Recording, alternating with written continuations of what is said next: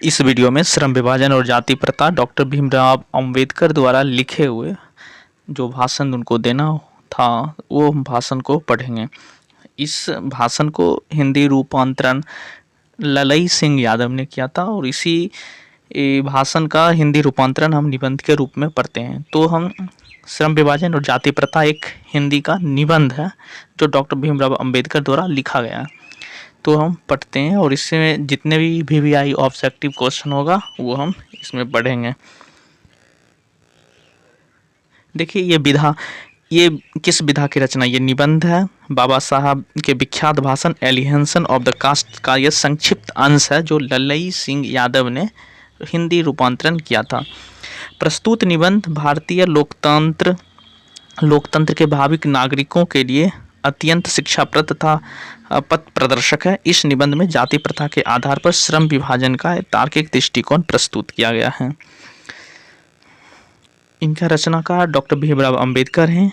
इनका जन्म 14 अप्रैल 1891 ईस्वी में महू मध्य प्रदेश दलित परिवार में हुआ था। इनका मृत्यु दिसंबर 1956 ईस्वी में दिल्ली में हुआ है। मानव मुक्ति के पुरोधा बाबा साहब अंबेडकर भारतीय संविधान निर्माता, इतिहास मीमांसक, विधिवेता, अर्थशास्त्री, शिक्षाविद तथा धर्म दर्शन के व्याख्याता थे।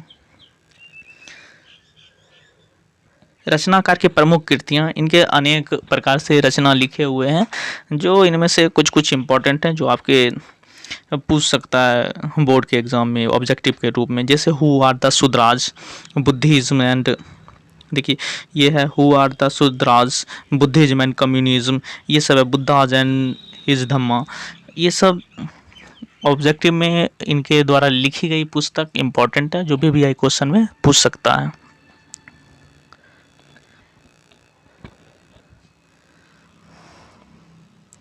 यहाँ से हम शुरू करते हैं। श्रम विभाजन और जाति प्रथा के जितने भी ऑब्जेक्टिव VVI क्वेश्चन बनेंगे बोर्ड एग्जाम के लिए वो हम पढ़ेंगे यहाँ से। तो सबसे पहला क्वेश्चन है, श्रम विभाजन और जाति प्रथा के लेखक कौन है? श्रम विभाजन और जाति प्रथा के लेखक कौन है? तो सबसे पहले हमने पढ़ रखा है डॉक्टर भीमराव अंबेडकर, तो बाबा साहब भीमराव अंबेडकर हुआ। चलिए दूसरे नंबर क्वेश्चन पे चलते हैं। इसमें है बाबा साहब भीमराव अंबेडकर का जन्म किस तिथि को हुआ था?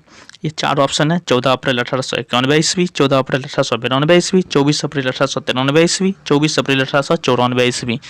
तो इसमें ए नंबर ऑप्शन होगा 14 अप्रैल 1891 ईस्वी। अब चलते हैं तीसरे क्वेश्चन की ओर। बाबा साहब अंबेडकर का जन्म किस राज्य में हुआ था? किस राज्य में हुआ था ये आप जानते होंगे, ये मध्य प्रदेश राज्य में हुआ था। श्रम विभाजन और जाति प्रथा किस रूपांतरण में लिखा गया है? मतलब किस रूपांतरण में लिखा गया, मतलब किस विधा की रचना में लिखा गया है? इसका हिंदी रूपांतरण हुआ है, निबंध है।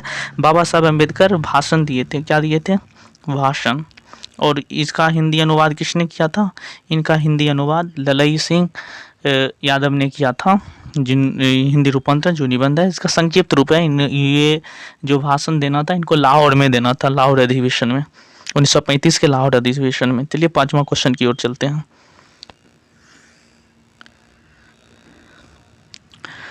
इस क्वेश्चन में थोड़ा मिसफॉल्ट है, इसलिए श्री नारायण अंबेडकर का हिंदी रूपांतरण किसने, गलत है क्वेश्चन। इसका क्वेश्चन होना चाहिए डॉक्टर भीमराव अंबेडकर के द्वारा रचित एनिहलेशन ऑफ द कास्ट भाषण का हिंदी रूपांतरण किसने किया था? तो किसने किया था? ललई सिंह यादव होगा। ये क्वेश्चन एरर है। भारतीय संविधान का निर्माता किन्हें कहा जाता है? भारतीय संविधान का निर्माता किन्हें किया जाता है? भीमराव अंबेडकर को। चलिए नेक्स्ट क्वेश्चन की ओर।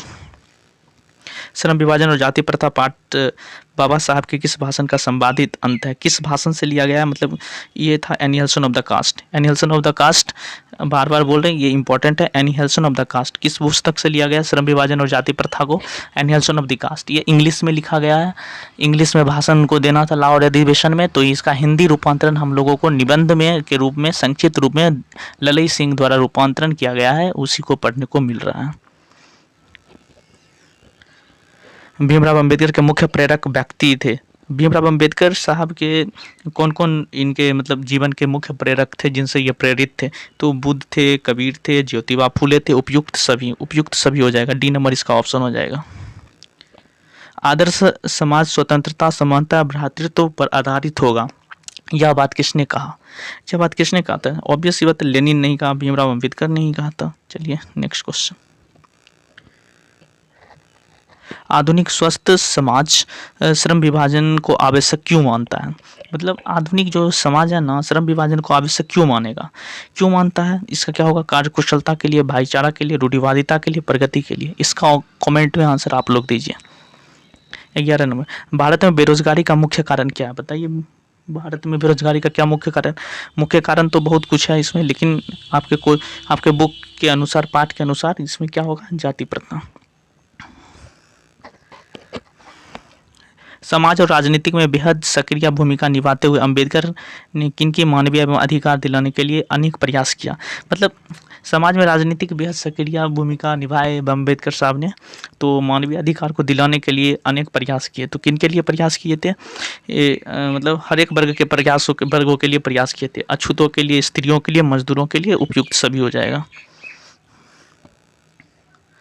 संविधान निर्माता अंबेडकर के अनुसार आदर्श समाज किस पर आधारित होना चाहिए? मतलब अंबेडकर जी के अनुसार आदर्श समाज किसको कहा गया? तो आप कहानी निबंध में जो आप पढ़ोगे तो उसमें आपको दिखाएगा, ये उपयुक्त सभी हो जाएगा। डी नंबर इसका ऑप्शन हो जाएगा, उपयुक्त सभी। 14 नंबर क्वेश्चन, भीमराव अंबेडकर किस विडंबना की बात करते थे? भीमराव अंबेडकर साहब किस विडंबना की बात करते थे? ऑप्शन नंबर 1, इस युग में भी जातिवाद के पुस्तकों की कमी नहीं है। जाति प्रथा श्रम विभाजन का स्वाभाविक रूप है। जाति प्रथा बेरोजगारी का एक मुख्य कारण है। जाति प्रथा स्वाभाविक संरचना है।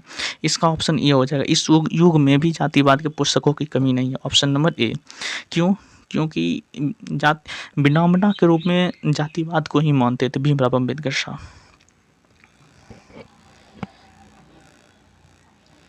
15 नंबर क्वेश्चन, अंबेडकर के अनुसार वास्तविक भाईचारे मतलब क्या है? अंबेडकर के अनुसार भाईचारे का वास्तविक रूप क्या है?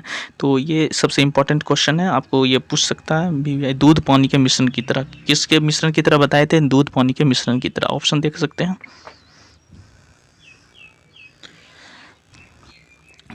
लेखक भारत में बेरोजगारी का एक प्रमुख और प्रत्यक्ष कारण किसे मानते हैं? जाति प्रथा को मानते हैं। ऑप्शन नंबर इसका हो जाएगा बी। Option number B. चलिए नेक्स्ट क्वेश्चन 17 नंबर, जाति प्रथा को श्रम विभाजन मान लिया जाए तो यह स्वाभाविक विभाजन नहीं है क्योंकि यह मनुष्य का रुचि पर आधारित नहीं है। यह कथन किस पाठ का है? जाति प्रथा जैसे ही आपको दिख रहा है, तो कोई भी इसमें दिख रहा है जाति प्रथा की बात है, तो ऑब्वियस इसका क्या हो जाएगा? श्रम विभाजन और जाति प्रथा। कौन से चैप्टर से लिया गया है? श्रम विभाजन और जाति प्रथा से। क्वेश्चन नंबर 17 चलते हैं। जाति प्रथा को श्रम विभाजन मान लिया जाए तो यह स्वाभाविक विभाजन, वही क्वेश्चन है, सेम क्वेश्चन है। क्वेश्चन नंबर 18 पर चलते हैं। जाति प्रथा पेशों को दोषपूर्ण पूर्व निर्धारण ही नहीं करती बल्कि मनुष्य को जीवन भर के लिए एक पेशे में बांध देती है। तो प्रस्तुत गद्यांश के रचनाकार कौन है? मतलब ये क्या बोले? जाति प्रथा जो पेशों का दोषपूर्ण पूर्व निर्धारण नहीं है, पहले से निर्धारण ही नहीं है करती, बल्कि मनुष्य के जीवन भर के लिए एक पेशे में बांध देती है, जीवन के लिए ही पेशे में बांध देती है। या कि मतलब रचनाकार कौन है? इस मतलब कहाँ से लिया गया? श्रम विभाजन और जाति प्रथा से लिया गया, तो इसके रचनाकार कौन हुए? भीमराव अंबेडकर। D number. चलते हैं 19 नंबर क्वेश्चन, यह विडंबना की बात है कि इस युग में जातिवाद के पुस्तकों की कमी नहीं है। यह कथन किस पाठ का है? इसका क्या हो जाएगा? 20 के दांत, श्रम विभाजन, जाति प्रथा, भारत के हमने क्या सीखा? नाखून क्यों बढ़ते हैं? क्या हो जाएगा? श्रम विभाजन और जाति प्रथा। 20 नंबर क्वेश्चन, जाति प्रथा अगर श्रम विभाजन मनुष्य की सुरक्षा पर निर्भर रहता है तो मनुष्य की व्यक्तिगत भावना तथा व्यक्तिगत रुचि को महत्व मिलता है, तब उसका रूप कुछ और होता है। प्रस्तुत गद्यांश किस पाठ से उद्धृत है? किस पाठ से लिया गया है? अनन्या, बहादुर, श्रम विभाजन और जाति प्रथा। किससे हो जाएगा? डी नंबर हो जाएगा। बुद्ध एंड हीज धम्मा के लेखक कौन है? भीमराव अंबेडकर। चलिए 22 नंबर क्वेश्चन पे चलते हैं। हु आर सुधराज किसकी रचना है? डॉक्टर भीमराव अंबेडकर के। चलिए भाईचारे का दूसरा नाम क्या है? भाईचारा का मतलब असली भाईचारा कहाँ पे है? भाईचारा समाज में कहाँ पे होता है? भाईचारा लोकतंत्र में होता है।